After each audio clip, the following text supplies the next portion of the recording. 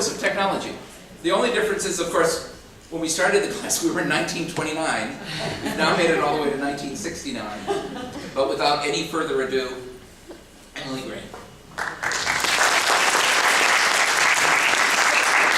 just want to add to the collective manpower at the front of the room messing around with computers. I do have a graduate degree in computer science, but I figured there was so much brain power up here already that I wouldn't add to that. So here's my show and tell. Here's the book. Doesn't it match the slide? Yeah. Yes, okay. Can you hear me okay if I don't talk into the mic? Is that all right? You can get you a lavalier if you want. Or there's a wireless mic that actually may work. No, can you hear me all right? In the back? Good? Mike is better. Mike. So your mic is better. All right. How's that? No? Hello? Oh, I feel so powerful. Okay, so, and the only remaining question is, how do I advance my slides? Is it the mouse? Enter on the keyboard. On this keyboard? Yeah. Okay, cool. Oh, we're in business. All right, we're cooking with gas now. Hi, and thank you to Barry for inviting me. I'm delighted to be here, and he talked with great enthusiasm about this course, and you as students, and what an interesting mix you were, and I'm delighted to test out the ideas from my book on you. So quick show of hands, who would self-identify as a geek? No shame in admitting it. Okay, a third, Laszlo for sure. All right, yeah. What an underachiever he is. Yeah. Okay, who has a smartphone? An iPhone, a BlackBerry, something of that nature. Okay, who has a digital picture frame? Connected digital picture frame? Can you transmit photos to your digital picture frame using the internet? One, okay. 2, 3, 4. All right, a few of you. All right. So relatively advanced activities here. That's helpful for me to sort of understand where my audience is. Okay. I thought the thing that might work for this group is if I interviewed myself. I'd save you the trouble. So I figured I'd tell you who I am. What is this idea I have that led to this book called Anywhere? Why I think it's important, in other words, why you should care.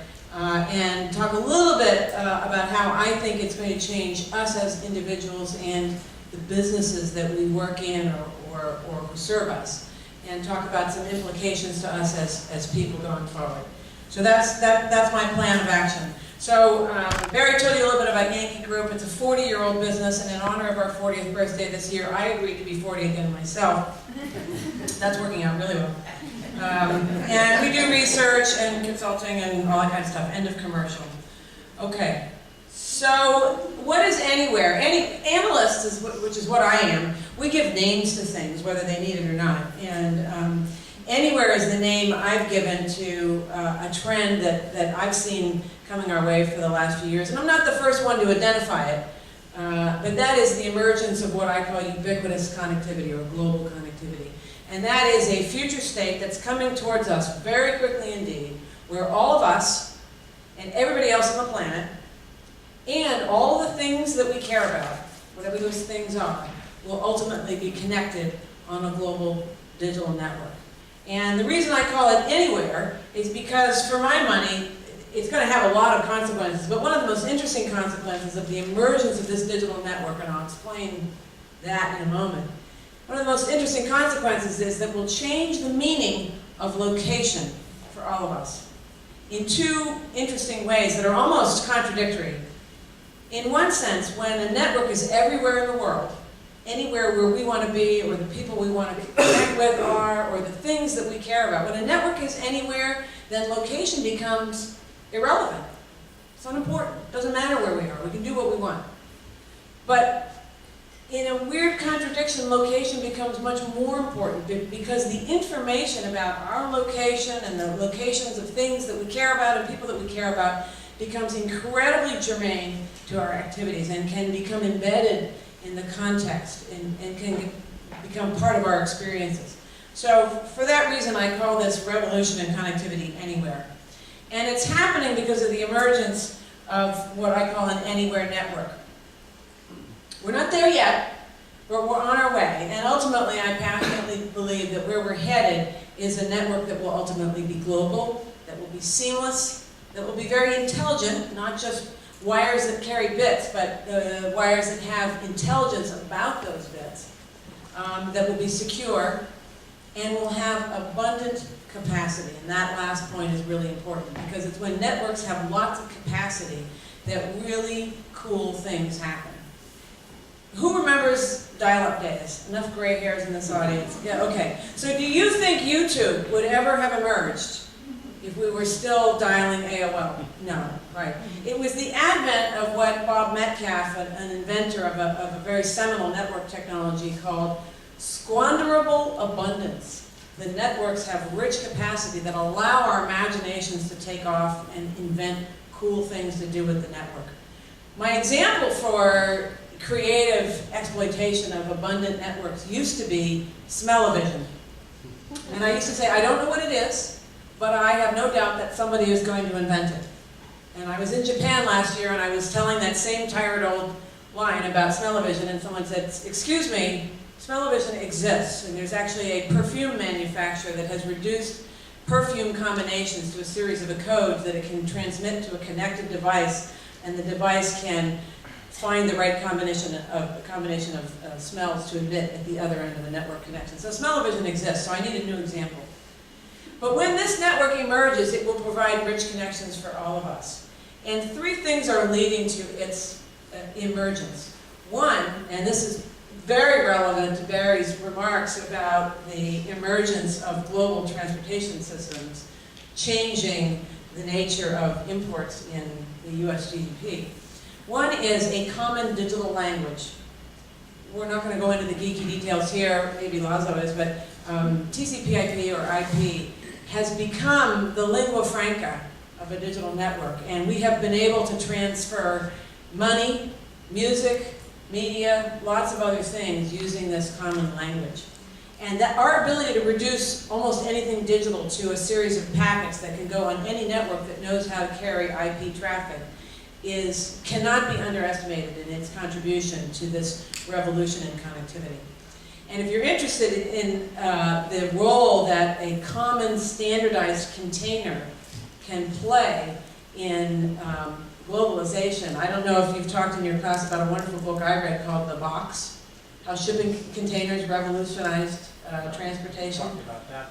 Wonderful book. It's about how shipping containers, the standardization of the mode of transmitting goods and services, revolutionized shipping and allowed multimodal shipping from ships to trucks to buses to planes. And IP is the same thing. So two other factors leading to this anywhere network emerging. First is IP, this common language. Second is broadband. We talked about when capacity in the network is generous, then we can be imaginative about what to do with it. We wouldn't have thought of sending x-rays to India to be analyzed by less expensive doctors overnight and shipped back to us. We didn't have the capacity to do that. But the third really important factor in the rise of what I call the anywhere network is, any guesses? No, it's late in the day. You want me to give you the answer. I get that. The answer is wireless. Wireless networks are the most recent, but maybe most important element of this revolution in the network. And the reason is very simple. It has to do with physics, because air, for my money, is cheaper than fiber or copper. And that means that wireless networks can go places that the economics of fixed line networks, wires and cables carrying digital information, would never have reached. And that is the most recent transformation that's underway now. And that means wireless networks are appearing in parts of the world that would never have enjoyed telephone infrastructure, and in places like school buses that would have been extraordinarily impractical for fixed line networks. And that's the reason that ultimately our network is going to be anywhere and everywhere we are. And when we have that pervasive environment, that's when really cool things happen. So, why do you care? Well, as Barry mentioned, when you have infrastructure that creates a global vehicle for things, you can create change in an economy. And in fact, the history of infrastructure creation is one of economic value add.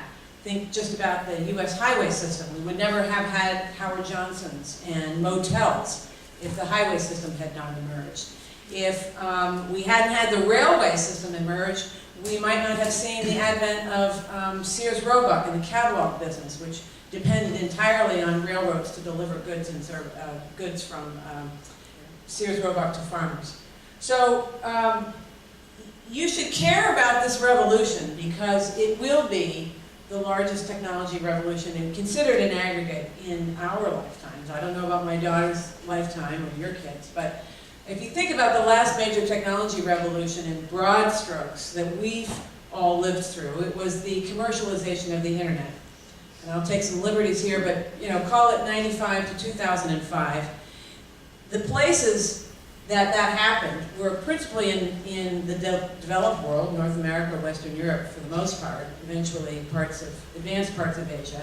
And it was only in our workplace, in our homes, and in our schools, and not in a lot of other places where we all spend time. But nonetheless, in that 10-year period, we managed to connect 1 billion people with that network infrastructure. And the consequence of that connectivity was billions of dollars in permanent economic value add.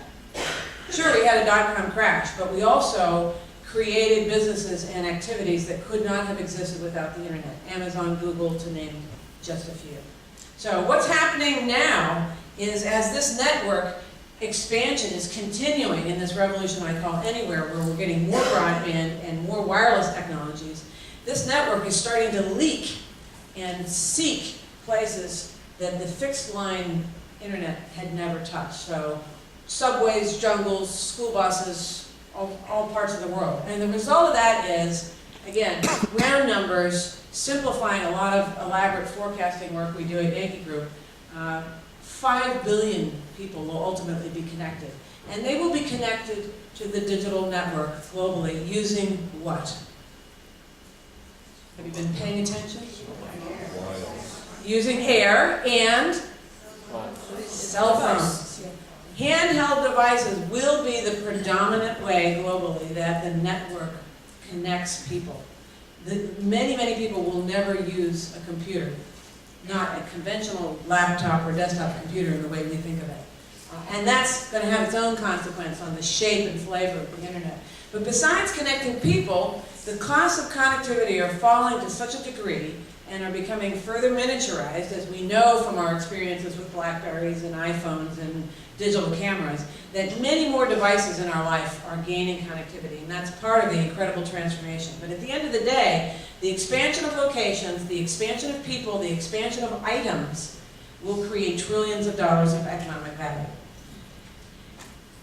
We do a lot of forecasting. At Yankee Group, we care about the nuts and bolts of networks, and if you measure only the revenue associated with delivering this anywhere network around the world to consumers and businesses. Only imagine analogously, we were talking about the revenue coming from tolls on a highway. If you measure only that revenue, by 2013, in our judgment, this will be $1 trillion.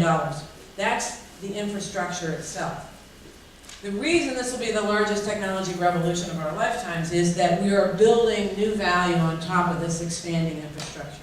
So, a good example today, iPhone App Store could not have existed without the advent of a capable wireless network infrastructure and capable endpoint devices, i.e. cell phones, to use it, right? So, this will be huge in aggregate. So the book, briefly, is meant to take a non-technical look at this transformation and to try to convince the reader that this is inevitable, that it's huge, and that there are really interesting commercial implications to this transformation.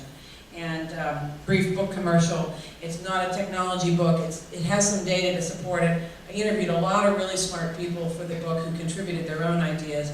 And we've tried to make it accessible. There are some case studies, there's some quizzes, if you're a Cosmo quiz fan, and it should be fun, and that's the ambition.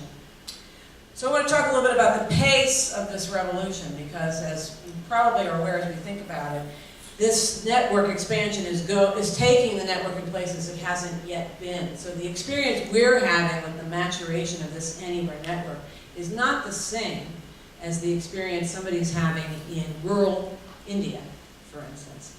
The simplest way we've found to talk about this, trying to boil down this issue to its very essence, is to look at how available is broadband networks in a particular region of the world. And we compare the amount of broadband network connectivity to a population in a particular region. And it looks to us to be very meaningful what the ratio of broadband lines are to people. So in regions where there are more broadband lines than people, and how would that happen? How would we have an environment where we have more broadband connection points in the network than people in the network? Any thoughts? Multiple devices. Multiple devices. Laszlo, he's cheating. He has an advantage. In the first Multiple devices, yeah. We call that the tipping point. When networks evolve to such a state where, on average, there are more connection points than people, that network is so plentiful and so evolved that that's when really amazing things happen. But change happens along the spectrum of the growth of the network. So if you were to apply that standard to the world today, here's a map of the world, and if you can see, there's very few, it doesn't show up very well, does it? There are very few countries that are green. What's the one up there? That's Sweden, Japan and Korea, also Australia. That one's easy to recognize. Yeah. Those are regions today where, by our counts, there are more broadband lines than people. Very evolved networks, broadband, rich both in fixed broadband networks and wireless. But things are happening, right? Things are changing. You wouldn't see the battle between AT&T and Verizon Wireless over their maps if that weren't the case. There's an incredible competitive zeitgeist going on, and a lot of other technology advances and regulatory change, and networks are growing at a fevered pace. So by 2015, our view is that most of Western Europe and most of North America will have passed this tipping point that we said of more broadband lines than people. So a dramatic acceleration in the next 5 years of the growth of the network, the capability, the intelligence, and the reach of that network. So that's the idea. There's a network out there, it's growing in reach and capacity. So how will that change us? How it will change us depends on what level of the network we were dealing with to start. So in the book, we created some personas to make that a little bit easier to understand, and I thought I'd introduce a few of those people to you this evening. This is Fatima. She's a coffee farmer in Kenya. East Africa has very limited network access today, but an undersea fiber optic cable has just arrived on the shoreline of Kenya, and Kenya is now starting to look forward to better connections with the rest of the world. But the state of play for Fatima today, like a lot of other agrarian citizens in developing countries, is that she suffers sadly from a disease that we know how to fix. Tuberculosis, eminently curable, but it's a chronic disease that requires ongoing care, continuity in medication and attention to that medication. She is powerless in the marketplace when it comes to trading her beans because she has no access to information that would tell her what's a fair price, so she takes what she's given. And she is a member of the population around the world that is called the unbanked. She has no access to a bank. Not that she doesn't care to use a bank. There are no ATMs, and there are very few banks that value the very small resources that she would be able to set by. Situation a little different in other parts of the world, the developed world. Here's Habib. He's a streetcar merchant in Mumbai. India, in the urban areas, does enjoy wireless networks that are growing at a tremendous clip. And he does have a mobile phone, but he has his own challenges. He makes food on his pushcart, but he has to pay retail. As somebody I spoke to for the book pointed out, it's expensive to be poor because he has no access to finding out what's the cheapest place to buy groceries. He'll lose his place in the sidewalk if he spends too much time trying to get great prices, and so he pays retail. He serves tourists who haven't changed their money yet. They've just arrived in Mumbai and have dollars or euros. And because he has a cash-based business, like many third world self-employed people, he's very vulnerable to theft. In the developed world, like North America and Europe, we have lots of knowledge workers who have the advantage in both their work life and their home life of a much more evolved network environment. And so they have much greater economic opportunity already as a result. But even today, when you think about people like traders, like Alan, who trades coffee beans, They are working with siloed information. He has 6 screens in front of him because there is no system yet that has integrated multiple different sources of information to give him one consolidated view. And that data is actually stale. Wouldn't he be more useful if he could have real-time information about the state of the coffee bean crops that he's trying to trade? He has a rigorous work schedule, and he's chained to his desk because that's where the information appears. So as the network evolves over the next 5 years from the reasons we've discussed, the factors that are pushing wireless and broadband capabilities around the world, we see tremendous change happening, and therein lies some of the commercial opportunities I wanted to expose. Fatima maybe has the biggest transformation ahead, and that is starting to unfold around the world already. She can get health care with a mobile phone. And the reason is that as wireless network infrastructures arrive that are reliable in places like Kenya, community health care workers can set up mobile medical record systems, and they can find out where she lives. They can let her know by SMS or voicemail when medications have arrived in the clinic, and she can not waste a 5 or 10 mile walk to the clinic to get meds. And they can keep up with her and make sure she's taking her medications. So a chronic disease can be better managed. A mobile phone gives her better access to information about fair prices for her goods. So she can get, as they're now doing in agricultural cooperatives in India, she can get information about what's a fair price for her beans, and she can negotiate with the broker that's offering to buy her beans. And with the advent of mobile money, mobile payment systems through mobile phones, which has started in actually Kenya itself and is taking off at a tremendous clip, she can actually save money electronically, and she can use her mobile phone as a payment device, as a remittance device, as a savings device. So the mobile phone is a complete game changer for her. And as she acquires resources and can save money and can better leverage the results of her labor, she can buy things, and she can become a more valuable member of the global community. And she can be a consumer of things that the world makes, bicycles, education for her children. She can invest in her own future, and that's what's beginning to happen with the rise of wireless networks in third world countries. It's a similar story in India. We can we can subsidize connectivity devices to self-employed people. They can move to using mobile phones for couponing, so they can offer incentives to people who come to their cart and are willing to pay by mobile phone. And it's been shown through several studies over the last couple of years that when you place connectivity and computing devices with self-employed people like this, they actually expand the literacy of their own immediate family and friends, their immediate community. So it raises the literacy levels in these markets.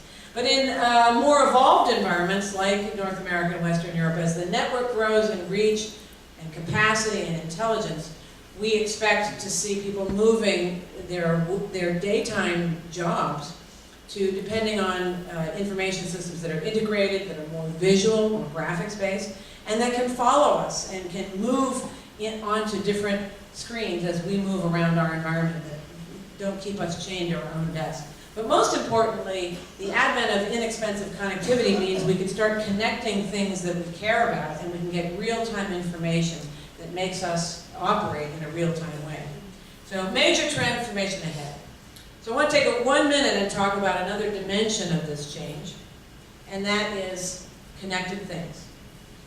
We've already talked about the fact that the rise of wireless networks means that we're going to have an explosion in people that can touch the global internet environment, and they will be doing that through handheld devices. But it would be a mistake to think that this revolution is only about mobile phones, because as connectivity gets lower in cost, it has the opportunity to be coupled with other things in our lives. So think back to the standardization of the electrical grid. As electricity became plentiful and affordable, brooms became what? Vacuum cleaners, and coffee pots became percolators, and knives became electric knives, whether you think those are useful things or not. Can openers became electric can openers, another questionably useful device. But the point is, as electricity became standard, plentiful, and affordable, electricity and small motors were joined with many of the tools and elements of our lives and transformed the lives of our parents and grandparents as that happened. We are at the brink of a similar transformation as connectivity becomes inexpensive, plentiful, and as our imaginations start to allow us to think differently, we will see connectivity joined with many devices in our lives. So, I keep a virtual collection of these devices. Here's one. Everybody knows what this is, right? It's a pill bottle. And it's a connected pill bottle. And let's not get confused about what connectivity, adding connectivity to a device means. There is no browser, there's no screen, there's no keyboard.